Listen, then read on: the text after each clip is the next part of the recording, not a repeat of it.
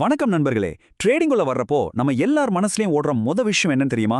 பெரிய லாபம் வேணும்னா கண்டிப்பா பெரிய முதலீடு வேணும் அப்படிங்கிறது தான். ஆனா உண்மையை சொல்லணும்னா இந்த ஒரு தப்பான எண்ணம் தான் ஆரம்பத்திலே நிறைய சின்ன ட்ரேடர்ஸை மார்க்கெட்டை விட்டே துரத்திடுது. இன்னைக்கு நம்ம அனாலிசிஸ்ல சின்ன அக்கவுண்ட்களை எப்படி பெரிய அளவுல வளர்க்கறது, குறிப்பா மார்க் டக்ளஸ் அவங்களோட அந்த பிரபலமான ட்ரேடிங் சைக்காலஜி தத்துவங்கள், இது எல்லாம் பத்தி தான் ரொம்ப டீடைலா பார்க்க போறோம். இது கண்டிப்பா ட்ரேடிங் பத்தின உங்க பார்வையை மொத்தமா மாத்த போகுது. ரெடியா? உள்ள போகலாம். இப்போ ஒரு இன்ட்ரெஸ்டிங்கான கேள்வியோட ஆரம்பிக்கலாம். 2 பேருக்கு ஒரே மாதிரியான வாய்ப்பு மார்க்கெட்ல கிடைக்குது. ஒருத்தர்கிட்ட 1 லட்சம் ரூபாய் அக்கவுண்ட் இருக்கு, இன்னொருத்தர்கிட்ட வெறும் 5000 ரூபாய் தான் இருக்கு. இதுல யார் ஜெயிப்பாங்க? முக்காவாசி பேர் உடனே கண்டிப்பா அந்த 1 லட்சம் வச்சிருக்கிறவர் தானே அப்படின்னு நினைப்போம். ஆனா அதுதான் கிடையாது. மார்க்கெட் உங்ககிட்ட எவ்வளவு பணம் இருக்குன்னு என்னைக்கும் பார்க்காதுங்க. அது உங்க மனநிலையை மட்டும்தான் படிக்கும். லட்சக்கணக்கில் பணத்தை இழக்கிறவங்களும் இருக்காங்க. அதே சமயம் ஒரு சின்ன தொகையை வச்சுக்கிட்டு ரொம்ப அருமையான போர்ட்ஃபோலியோவை உருவாக்குறவங்களும் இருக்காங்க. பகுதி 1. பெரிய மூலதனம் தேவையா? இந்த மூலதனம் பத்தின மாயையை முதல்ல உடைச்சிருவோம். நிறைய பணம் இருந்தாதான் வெற்றி அப்படிங்கிறது சுத்தமான பொய். சொல்லப்போனா சின்ன அக்கவுண்ட் வச்சிருக்கிறது ஒரு பிரச்சனையே கிடையாது. எப்படியாவது சீக்கிரமா பணக்காரன் ஆயிடணும் அப்படிங்கிற அந்த வெறி இருக்கு பாத்தீங்களா, அதுதான் ரொம்ப ரொம்ப ஆபத்தானது. மார்க்கெட்டோட ஏற்ற இறக்கங்களை நிதானமா பார்க்க தெரியாத ஒருத்தர் எவ்வளோ பெரிய தொகையை வச்சிருந்தாலும் கண்டிப்பா ஒரு நாள் 0 ஆகிறது உறுதி.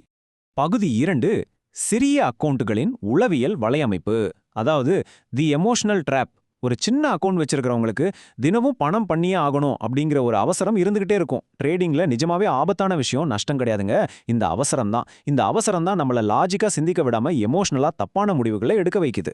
சரி, ஒரு புது ட்ரேடருக்கும் ஒரு ப்ரொஃபஷனல் ட்ரேடருக்கும் என்னதான் வித்தியாசம்? ஒரு பிகினர் பாத்தீங்கன்னா தினமும் 20லேருந்து 30% லாபம் வேணும்னு எதிர்பார்ப்பாரு. அதற்காக ரொம்ப அதிகமா ரிஸ்க் எடுத்து ட்ரேடிங்கே ஒரு சூதாட்ட மாதிரி மாத்திடுவாரு. ஆனா அதே ஒரு ப்ரொஃபஷனலோட மைண்ட் செட் எப்படி இருக்கும் தெரியுமா? அவரோட முதல் குறிக்கோள் மார்க்கெட்ல சர்வைவ் ஆகிறது தான். ஏன்னா அவருக்கு நல்லாவே தெரியும் மார்க்கெட்ல 100% எதுவுமே உறுதி கிடையாதுன்னு. அதனால உணர்ச்சிகளுக்கு இடம் கொடுக்காம ரொம்ப நியூட்ரலா தான் ரிஸ்க மேனேஜ் பண்ணுவாரு. ஒரு சின்ன அக்கவுண்ட் எப்படி கொஞ்சம் கொஞ்சமா காலியாகுது அப்படிங்கிற அந்த எமோஷனல் சைக்கிளை கவனிங்க. முதல்ல அச்சச்சோ வாய்ப்பை விட்டுடுவோமோ அப்படிங்கிற பயம், அதாவது ஃபோமோ. அப்புறம் மெதுவா பேராசை தலை தூக்கும். ஏதாவது ஒரு ட்ரேட்ல எதிர்பாராத லாபம் கிடைச்சா அப்பாடா நான் மார்க்கெட்டை புரிஞ்சுக்கிட்டேன் அப்படிங்கிற ஈகோ வந்துடும். ஆனா மார்க்கெட் கொஞ்சம் எதிரா திரும்பினா கூட அந்த ஈகோ உடஞ்ச போய் நஷ்டத்தை உடனே ரெக்கவர் பண்ணணும்னு ஒரு வெறியில ரிவெஞ்ச் ட்ரேடிங் பண்ண ஆரம்பிப்பாங்க. ஸ்டாப் லாஸ்லாம் எங்கேயோ காத்துல பறந்துடும். கடைசியில பார்த்தா மொத்த அக்கவுண்ட்டும் காலி. பகுதி 3. ரிஸ்க் மேனேஜ்மெண்ட் ரகசியம். பெரும்பாலான மக்கள் மார்க்கெட்ல ஃபெயில் ஆகிறதுக்கு காரணம் அவங்களோட ஸ்ட்ராட்டஜி தப்பு அப்படிங்கிறதுக்காக கிடையாது. ரிஸ்க்னா என்னன்னே அவங்களுக்கு புரியல அப்படிங்கிறது தான் நிதர்சனமான உண்மை. ரிஸ்க் மேனேஜ்மெண்ட் அப்படிங்கிறது வெறும் மேக்ஸ் கால்குலேஷன் கிடையாதுங்க. அது மார்க்கெட்டோட வாலட்டிலிட்டியிலிருந்து உங்களை எமோஷனலா காப்பாத்துற ஒரு பெரிய கவசம். இப்போ ஒரு ட்ரேடரோட 2 விதமான மனநிலையை கம்பேர் பண்ணி பார்ப்போம். உங்களோட எமோஷனல் கெப்பாசிட்டியை தாண்டி ரொம்ப அதிகமான ரிஸ்க் எடுக்கும்போது என்ன ஆகுது? ஹார்ட் பீட் ஏகுரும், ஸ்க்ரீனை பார்த்துக்கிட்டே இருப்பீங்க, ரொம்ப பதட்டமா இருக்கும், லாஜிக்கா எந்த முடிவும் எடுக்க முடியாது. ஆனா அதுவே ஒரு கண்ட்ரோல்டான ரிஸ்க் எடுத்து பாருங்க, உங்க மைண்ட் ரொம்ப கிளியரா இருக்கும், முடிவுகள் லாஜிக்கா இருக்கும், உங்க எமோஷனல் ஸ்டெபிலிட்டியும் சூப்பரா மெயின்டைன் ஆகும். எப்பவுமே ட்ரேடிங்க ஒரு பிசினஸா பாருங்க. எந்த ஒரு புத்திசாலி பிசினஸ் மேனும் தன்னோட ஒரு நாள் செலவுக்காக கம்பெனியே அடகு வைக்க மாட்டார் இல்லையா? அதே மாதிரி தான் இதுவும். மார்க்கெட்ல வர நஷ்டங்களை உங்க தனிப்பட்ட தோல்வியா பார்க்காதீங்க. அதை ஒரு பிசினஸ்ல நடக்கிற சாதாரண ஆபரேட்டிங் செலவு மாதிரி மட்டும் பாருங்க. பகுதி 4. மார்க் டக்ளஸ் தத்துவம், ஒரு ஆழமான உளவியல் பார்வை. ட்ரேடிங் அப்படிங்கிறது வெறும் டெக்னிக்கல் ஸ்கில் சம்பந்தப்பட்ட ஒரு கேம் கிடையாது. இது 100% உங்க எமோஷனல் ஸ்டெபிலிட்டி சம்பந்தப்பட்ட ஒரு மைண்ட் கேம் அப்படிங்கிறத மார்க் டக்ளஸ் ஆணித்தரமா சொல்றார். உங்க மைண்ட் ஸ்டேபிளா இல்லனா உலகத்திலேயே பெஸ்ட் ஸ்ட்ராட்டஜியை கையில கொடுத்தாலும் அது உங்களை காப்பாத்தாது. மார்க் டக்ளஸ் சொல்ற ரொம்ப முக்கியமான ஒரு வரி, மார்க்கெட் பணத்தை மதிக்கிறது கிடையாது, உங்க மனநிலையை தான் படிக்குது. ஒரு சின்ன அக்கவுண்ட் அப்படிங்கிறது நிஜமாவே ஒரு முகம் பார்க்குற கண்ணாடி மாதிரி. உங்ககிட்ட பயமோ இல்ல பொறுமையின்மையும் இருந்தா மார்க்கெட் உங்களை உடனே தண்டிச்சிடும். உங்களுக்குள்ள ஒளிஞ்சிருக்கிற ஒவ்வொரு எமோஷனல் வீக்னஸையும் அதை அப்படியே வெளிச்சம் போட்டு காட்டிடும். அப்போ இந்த நஷ்டத்தை எப்படி தான் ஹேண்டில் பண்றது? நஷ்டம் அப்படிங்கிறது ஒரு ப்ராபபிலிட்டி, அதாவது ஒரு நிகழ்தகவு. ஒரு காயினை டாஸ் பண்ணும்போது ஹெட்ஸ் அல்லது டெய்ல்ஸ் விழுது இல்லையா? அந்த மாதிரி இதுவும் ஒரு வாய்ப்பு, அவ்வளோதான். இது கண்டிப்பா உங்க தனிப்பட்ட தோல்வி கிடையாது. இதை நீங்க மனசார ஏத்துக்கிட்டீங்கன்னா அந்த நஷ்டத்தால வர்ற எமோஷனல் வலி தானா மறைஞ்சிடும். ஒவ்வொரு கேண்டிலுக்கும் எமோஷனல் ஆகாம ரொம்ப நிதானமா செயல்பட இந்த மைண்ட் செட் ரொம்ப ரொம்ப அவசியம். பகுதி 5. லாபத்தை விட நிலைத்தன்மை முக்கியம். நிறைய பேர் நினைக்கிற மாதிரி மார்க்கெட்ல டெய்லி ஜாக்பாட் அடிக்கிறது தான் ட்ரேடிங் கிடையாது.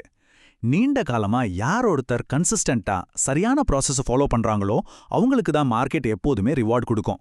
ஒரே மாசத்துல அக்கௌண்ட்டை டபுள் பண்ணிட்டு அடுத்த 2 மாசத்துல மொத்தத்தையும் இழக்கிற அந்த குழப்பமான கூட்டத்துல நாம கண்டிப்பா இருக்கக்கூடாது. ஒரு சிறந்த கன்சிஸ்டன்ட்டான ட்ரேடரா மாறுறதுக்கு நீங்க பண்ண வேண்டிய 3 முக்கியமான விஷயங்கள் இதோ. 1. உங்க எமோஷன்ஸை நீங்களே கவனிங்க. எப்போ பேலாசு வருது, எப்போ பயம் வருதுன்னு ரியலைஸ் பண்ணுங்க. 2. நஷ்டம் வரும் அப்படிங்கிற யதார்த்தத்தை அக்செப்ட் பண்ணிக்கோங்க. 3. ரிசல்ட்டை பத்தி யோசிக்காம உங்க ப்ராசஸ்ல மட்டும் முழு கவனத்தையும் வைங்க. நான் என் ரூல்ஸை கரெக்டா ஃபாலோ பண்ணனா அப்படிங்கிறத மட்டும் ஒவ்வொரு ட்ரேடுக்கு அப்புறமோ உங்ககிட்ட நீங்களே கேட்டுக்கோங்க. சரி, உங்களோட அந்த கன்சிஸ்டன்சியை அழிக்கிற தீய பழக்கங்கள்லாம் என்னென்ன தெரியுமா? நைட் பூரா முழிச்சிருந்து ட்ரேடிங் பண்றது, எப்போ பாரு ஸ்க்ரீனையே விரிச்சு பார்த்துட்டு இருக்கிறது, கிடைக்கிற லாப நஷ்டத்தை வச்சு உங்களோட சுயமதிப்பை எடை போடுறது, அப்புறம் ட்ரேடிங் ஜேர்னலை மெயின்டைன் பண்ணாம இருக்கிறது. சிம்பிளா சொல்லணும்னா, உங்க லைஃப் ஸ்டைல் நிலையானதா இல்லனா உங்க ட்ரேடிங் மைண்ட் செட்டும் கண்டிப்பா ஒரு நிலைப்புத்தன்மையோட இருக்காது. பகுதி 6. உங்களை நீங்களே வெல்லுங்கள். ஃபினான்ஷியல் ஃப்ரீடம் அப்படிங்கிறது சும்மா பணத்தை சம்பாதிக்கிறது மட்டும் கிடையாதுங்க. அது உங்களை நீங்களே முழுமையா மாஸ்டர் பண்றது. மார்க்கெட் அப்படிங்கிறது ஏதோ பணம் அச்சிடுற மிஷின் இல்ல. அது உங்களோட உண்மையான குணங்களை உங்களுக்கு நேருக்கு நேரா காட்டுற ஒரு இடம். அங்க போறதுக்கு எந்த பொய்யும் சாக்கு போக்கும் கண்டிப்பா ஈடுபடாது. அப்போ மார்க்கெட்ல உண்மையான வெற்றி தான் என்ன? ஒரு பெரிய நஷ்டத்துக்கு அப்புறம் அமைதியா இருக்கிறதும், ஒரு பெரிய லாபத்துக்கு அப்புறம் ரொம்ப அடக்கமா இருக்கிறதும் தான். இதுதான் நிஜமான செல்வம். மார்க்கெட்டோட ஏற்ற இறக்கங்கள் உங்க மூட மாத்தாம, எப்போ நீங்க எமோஷனலா ஒரு சுதந்திரத்தை அடைகிறீங்களோ அப்போதான் நீங்க ஒரு உண்மையான ஸ்ட்ராங்கான ட்ரேடரா மாறுறீங்க. ஃபைனலா உங்ககிட்ட ரொம்ப ஆழமான ஒரு கேள்வியை விட்டுட்டு போறேன்.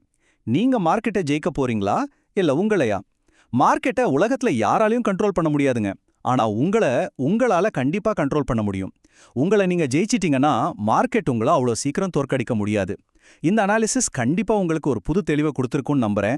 மறக்காம லைக் பண்ணுங்க, உங்க ட்ரேடிங் நண்பர்களுக்கும் ஷேர் பண்ணுங்க.